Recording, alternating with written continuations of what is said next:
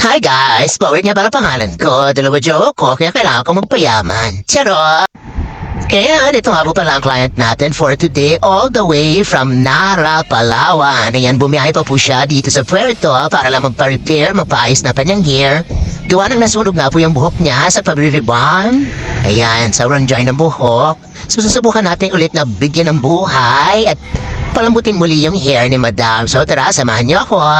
Bale, ang gagawin nga pala natin dito is magkakat tayo ng hair ni Madam. Bibigyan na natin ng bagong style yung hair niya. Siyempre, tatanggalin natin mga sobrang dry. And di mo may iwan niya na lang yung treatment natin for repair. Para at least mabigyang new look at bagong buhay ang kanyang hair. Hindi yung ganitong parang sobrang tigas tignan. So, ayan, nag-upisa na nga tayo mag-cut ng hair ni Madam para sa magiging bagong style ng kanyang hair.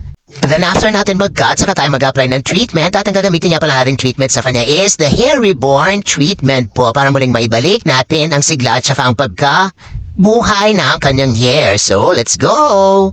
Kaya, so dito ay nakapag-apply na tayo ng hair treatment sa kanya and babad lang natin for 30 minutes and then we blow dry and plancha na yan. Let's see kung ano magiging result later. And here's the finished product, guys. Ayan, o, diba? New hair look, new hairstyle, new lahat talaga. Pati ang mga damage, diba, na lesson. Pero syempre mag-atay pa rin tayo ng feedback galing kay Madam kung kamusta yung result na ating ginawang treatment. Ayan, kung nagustuhan niyo, thank you so much for watching. Don't forget to like and share the video. Bye!